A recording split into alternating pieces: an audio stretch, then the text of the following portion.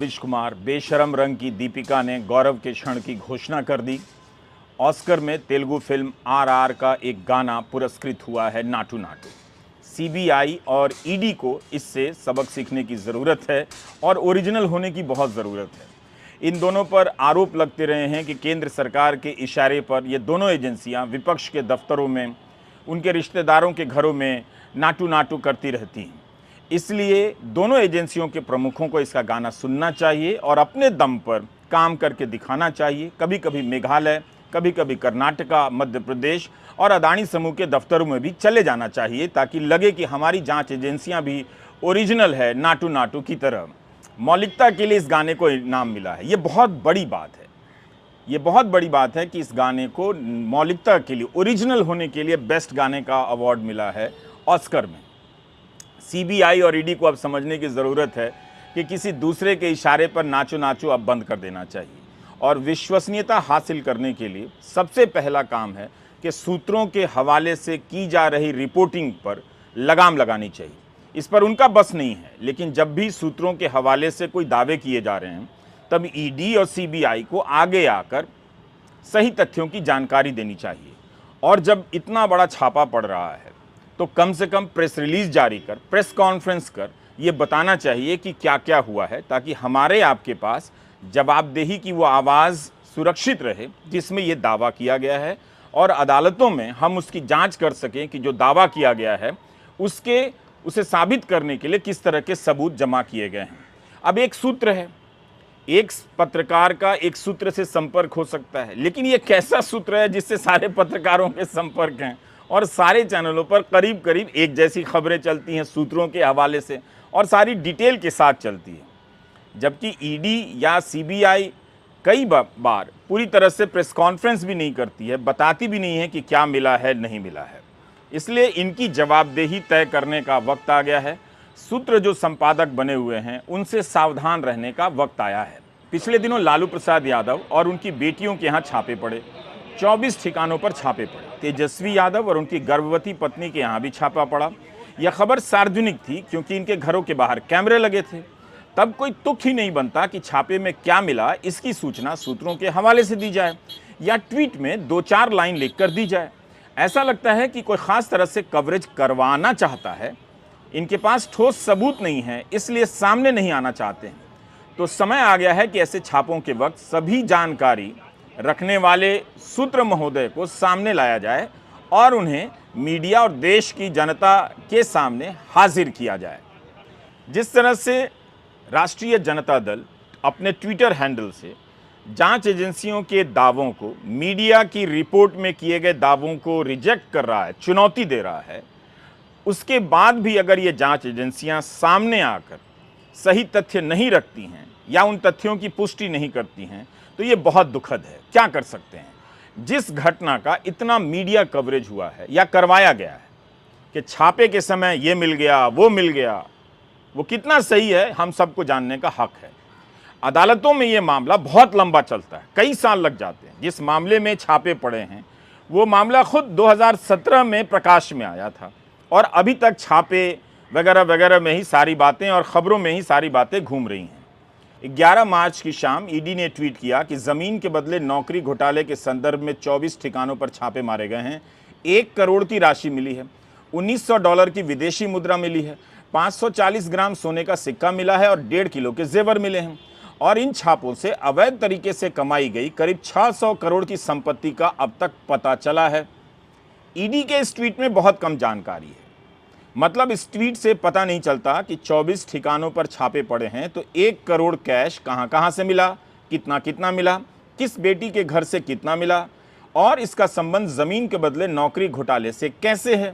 1.5 kilo सोने की jewellery मिली है, जेवर मिले हैं। 3 बेटियों और एक गर्भवती बहू के यहाँ छापा पड़ा है।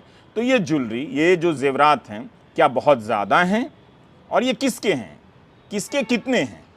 सरकार वैसे हिंदी प्रेम में डूबे होने का दावा करती है, हिंदी खूब बोलती है, लेकिन ईडी ने अपनी ये जानकारी अंग्रेज़ी में ट्वीट कर दी।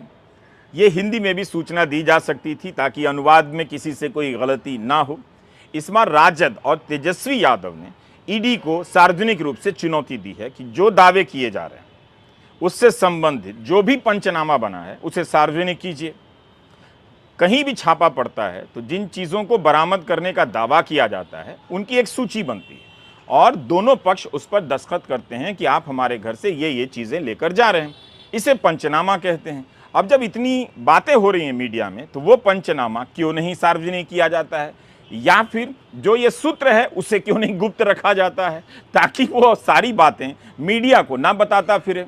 पता तो चले कि ये सूत्र बैठता कहाँ है, ईडी के भीतर बैठता है या किसी और कार्यालय में बैठता है या किसी और के साथ चलता है। ऑल्ट न्यूज के पत्रकार अभिषेक ने ट्वीट कर दिया कि इससे ज्यादा पैसा तो भाजपा सांसद गिरिराज सिंह के घर चोरी करने वाले चोर के पास बरामद हुआ। चोर ने कबूला कि बरामद बैग में पड़ा 1 करोड़ 14 लाख नगद, $600 सोने के आभूषण गिरिराज सिंह के घर से उसने चोरी की, जबकि गिरिराज सिंह ने मात्र 50,000 रुपए चोरी की शिकायत दर्ज कराई। इस ट्वीट को तेजस्वी यादव ने रीट्वीट कर दिया है। कर्नाटका में भी एक बीजेपी के विधायक के बेटे के घर से नोटों के बंडल बरामद हुए। अखबारों में यह तस्वीर छपी। कम से कम पार्टी के नेता ही बेटे जी के घर चले जाते, छापे मारते और जो भी नोट है ले आते, पार्टी फंड में जमा कर देते। इस पैसे से पार्टी अपने कार्यकर्ताओं को ही कुछ पैसा दे देती, आर्थिक मदद दे देती। बहुत सारे गरीब कार्यकर्ता काम कर रहे होते हैं किसी भी राजनीतिक दल में। लालू यादव की एक बेटी और दामाद सिंगापुर में रहते हैं, तो उस हिसाब से $1900 का मिलना क्या ये बहुत बड़ी राशि है? इसका जवाब तभी मिलेगा जब प्रेस कॉन्फ्रेंस में ईडी या सीबीआई के अधिकारी सामने होंगे और इन तथ्यों पर सवाल पूछे जाएंगे, जवाब आएगा। क्यों ये इतनी बड़ी बात है? क्या ये बहुत बड़ी राशि है $1900 का मिलना?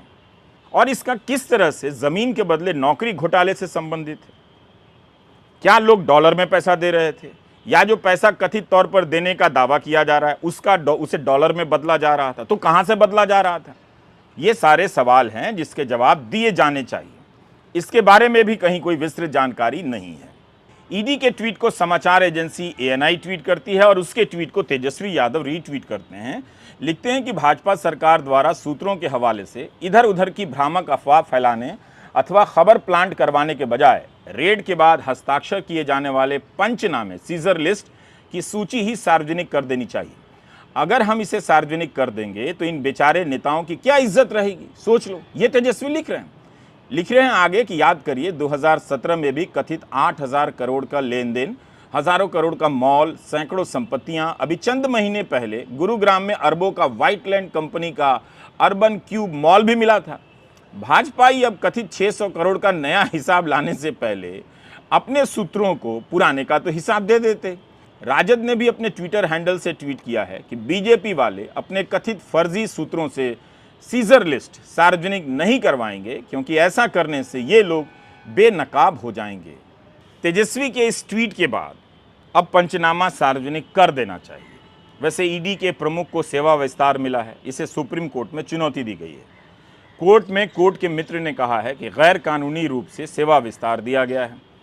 अब बहुत ज़रूरी है कि इस मामले का फैसला जल्दी आ जाए, ताकि हम सब जान सकें कि कोर्ट मित्र ने कोर्ट को जो बताया है वो कितना सही है, ताकि हमारे संदेहों को मजबूती मिले कि जो व्यक्ति शीर्ष पद पर बैठा है क्या वो गैर कानूनी तरीके से सेवा विस्तार लेकर बैठा है, और अगर वो खुद अपने मामले में गैर कानूनी तरीके अपना रहा है या उसे गैर कानूनी तरीके से सेवा विस्तार दिया जा रहा है, तो हम और आप क्यों उम्मीद करें कि इस ईडी ने जो विपक्ष के यहाँ छापों का दौर शुरू किया है वो सिर्फ और सिर्फ तथ्यों के आधार पर है, उसमें राजनीति नहीं है।